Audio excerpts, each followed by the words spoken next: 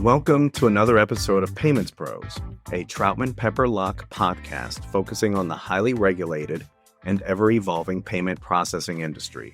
This podcast features insights from members of our fintech and payments practice, as well as guest commentary from business leaders and regulatory experts in the payments industry. My name is Keith Barnett, and I am one of the hosts of this podcast. Before we jump into today's episode, let me remind you to visit and subscribe to our blog, troutmanfinancialservices.com. And don't forget to check out our other podcasts on troutman.com/podcast. We have episodes that focused on trends that drive enforcement activity, digital assets, consumer financial services, and more. Be sure to subscribe to hear the latest episodes. Today, I'm joined by my co-host, Carlin McCrory, for the final part of our review of the 2024 payments landscape, as well as our predictions for what we may expect in 2025.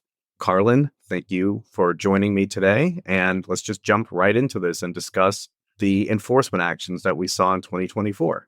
Thanks, Keith. Today, I'm predominantly going to talk about enforcement from the FDIC and OCC, broadly speaking. And to set the stage for my portion of the conversation today, regulatory scrutiny of bank and non-bank partnerships has grown significantly over the past 18 months. And the scrutiny follows a number of pronouncements in the preceding years, emphasizing the need for banks that enter into these fintech partnerships to ensure that they conduct their programs safely, soundly, in compliance with applicable law.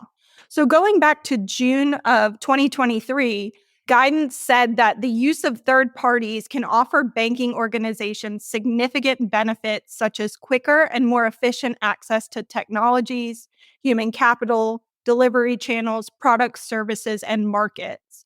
But the federal bank agencies also caution that the use of third parties does not remove the need for sound risk management. So this guidance sets the stage for what the bank regulatory agencies are looking for. And the guidance states that business relationships with third parties engaged in lending, payment, or deposit activities for the benefit of the bank or through the bank should be evaluated by banks using both the third-party risk management guidance and the various risk management processes and rules that apply to traditional lending, payments, and deposit relationships. So ultimately, the focus is on managing these risks associated with third parties. And the regulatory scrutiny that is meaningful to us has been focused on these banking-as-a-service partnerships. The regulators have made it clear that the use of third parties doesn't in any way diminish or remove a bank's responsibility to perform all of the activities in a safe and sound manner and in compliance with applicable law, including those related to consumer protection, so UDAP, and security of customer information. And ultimately, to the extent that a bank uses a third party, the bank can't outsource its responsibility for compliance. As we all know, the bank is ultimately responsible for the activities of any third-party partner. Banks have to engage in this rigorous oversight of these third-party relationships that support, and I quote, critical activities, which those words are used in that June 2023 guidance. And these critical activities are activities that cause significant risk, have significant customer impact, or have a significant impact on the organization's finances or operations. So what are some important factors to consider when structuring third-party risk management processes? These would be things like oversight and accountability, periodic independent reviews, effective documentation and reporting. The guidance also emphasizes the importance of due diligence, which should be conducted in business experience and qualifications, financial condition, legal and regulatory compliance, risk management and control processes, information security, and operational resilience. So most of the public enforcement actions, except for a few of the most recent, are based on BSA, AML issues, or failure to comply with specific consumer protection laws.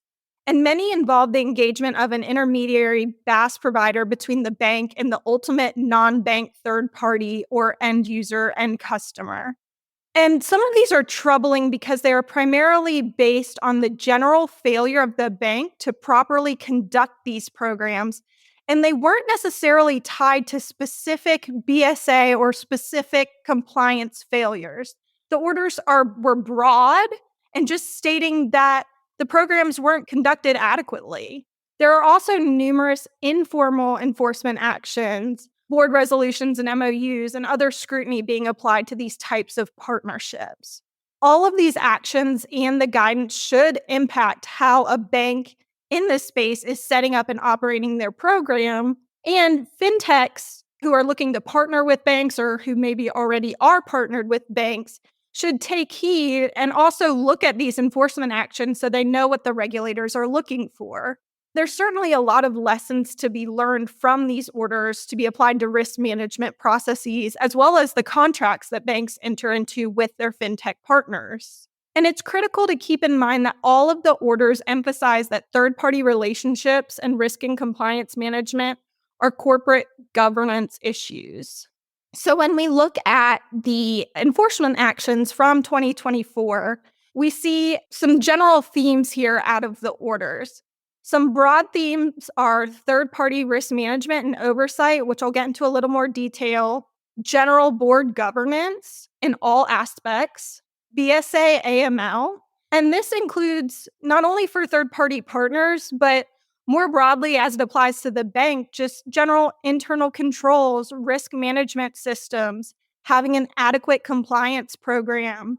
Some of the orders required SAR lookbacks to make sure that all SARs that should have been filed were filed. Liquidity risk and capital preservation were also themes within the orders. But more specifically, as it relates to third-party risk management of these bank fintech partnerships, the orders look at a variety of different things and mention a variety of different things, including conducting appropriate due diligence on each partner, which should be specific to each partner as well, strengthening board oversight of these programs, ensuring management knowledge and expertise to implement and manage these types of programs and execute on the bank's compliance management systems, updating policies and procedures to contemplate third-party involvement in bank activities, monitoring some sort of ongoing compliance with the agreements and applicable law through testing and compliance assessments, ensure that program changes are appropriately reviewed, and access to account-level information during program operation and on an ongoing basis, which I'll talk a little bit about the proposed record-keeping rule in a minute. And then ensuring that partners respond to information requests thoroughly and promptly, with consequences for failures to respond promptly. So overall, I just threw at you all a lot of different information and factors, but a lot should go into each one of these partnerships, and a lot of thought goes into the contracts as well between the partners.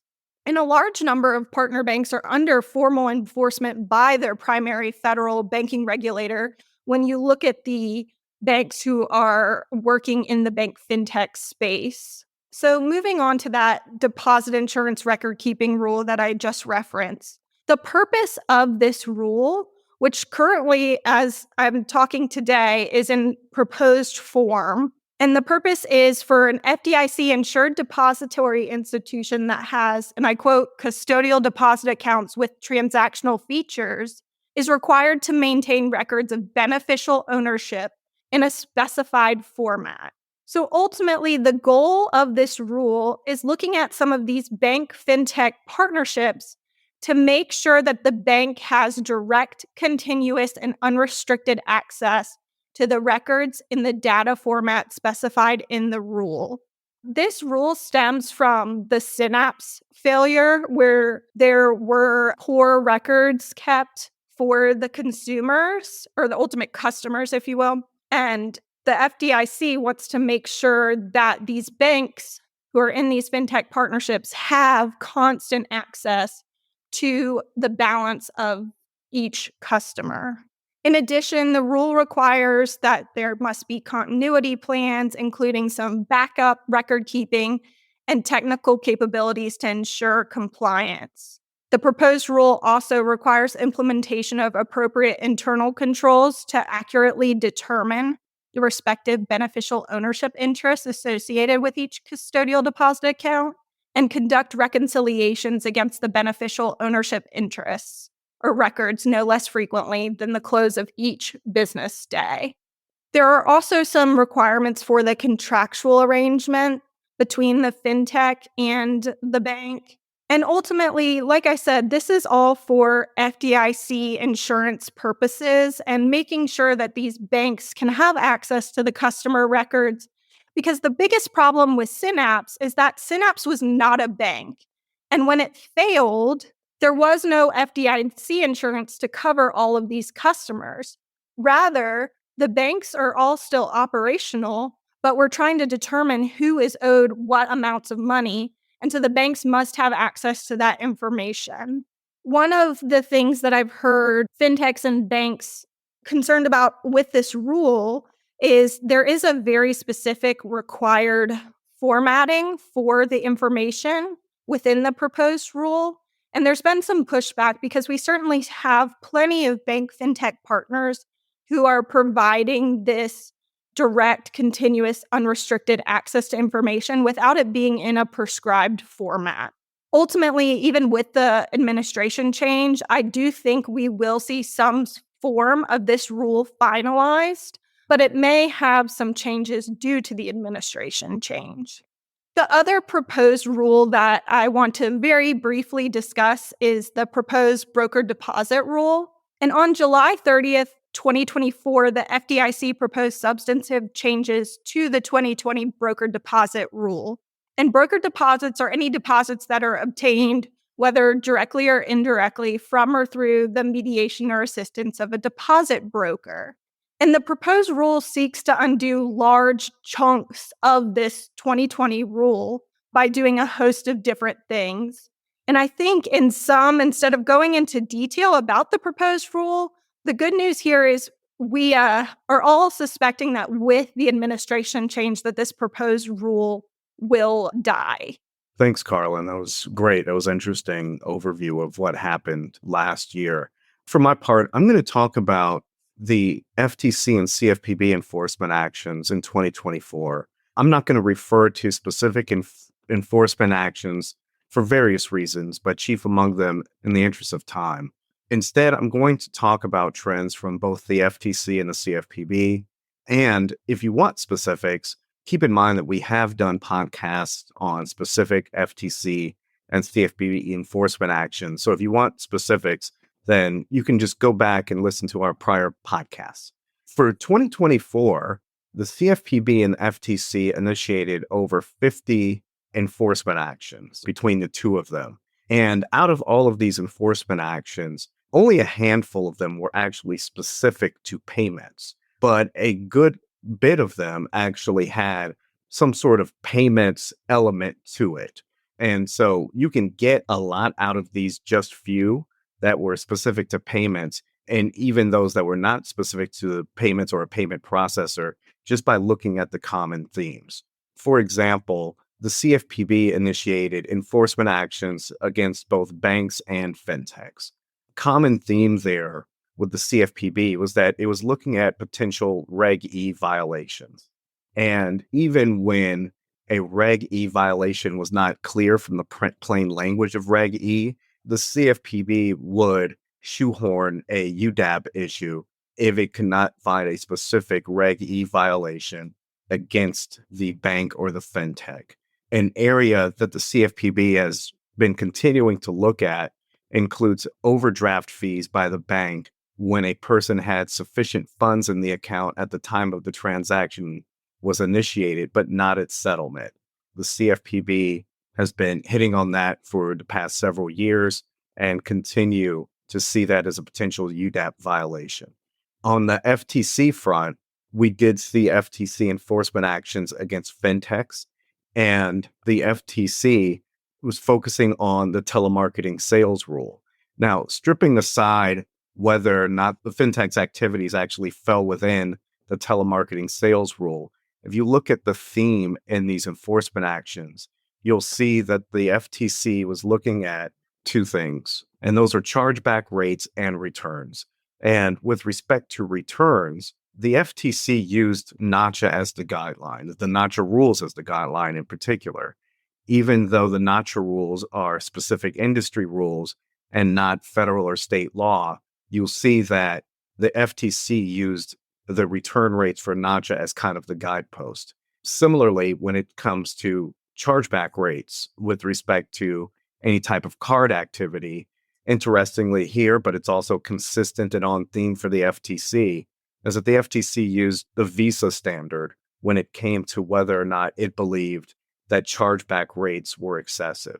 And like I said, if you want more specifics and specific enforcement actions, you can just go back to our prior podcast and listen to those specific enforcement actions. But also, both the FTC and the CFPB initiated enforcement actions against non-banks and non-fintechs for alleged violations of the rules that control their particular industries. But keep in mind that there is a payments bend to these, even though the payment processor or the banks were not subject to the enforcement actions. For example, there were several enforcement actions against debt collectors for alleged unlawful collection activities. These are things that processors and banks should keep in mind because the processors and banks are processing payments for these debt collectors, right? And so when you are doing that, you want to look back at some of the things that are themes in the actual enforcement actions against both the banks and fintechs. For example, return rates if you do service a debt collector.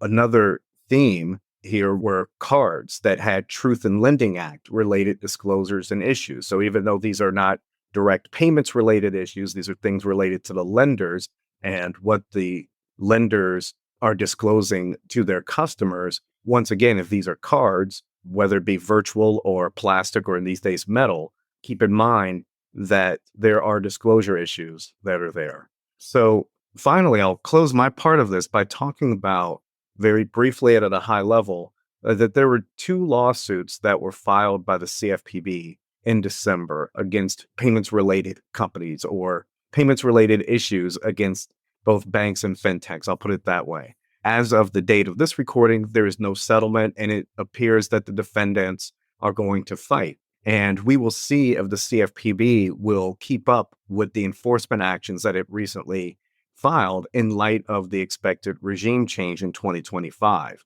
I personally am not expecting the CFPB to really pursue these outstanding enforcement actions hard, but we will see what happens because 2025, I expect to see lighter regulatory enforcement and more deals in the payments industry. And if you're going to have lighter regulatory enforcement, I'm pretty sure the CFPB and the FTC are going to look to see if it's really worth pursuing the enforcement actions that they initiated in 2024. Carlin, thank you for joining me today, and thank you to our audience for listening to today's episode.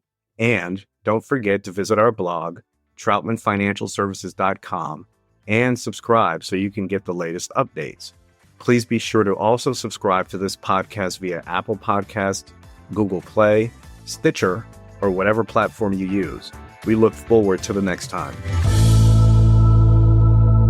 Copyright Troutman Pepperlock, LLP. These recorded materials are designed for educational purposes only. This podcast is not legal advice and does not create an attorney-client relationship. The views and opinions expressed in this podcast are solely those of the individual participants. Troutman does not make any representations or warranties, expressed or implied, regarding the contents of this podcast. Information on previous case results does not guarantee a similar future result. Users of this podcast may save and use the podcast only for personal or other non-commercial educational purposes. No other use, including without limitation, reproduction, retransmission, or editing of this podcast may be made without the prior written permission of Troutman Pepperlock. If you have any questions, please contact us at troutman.com.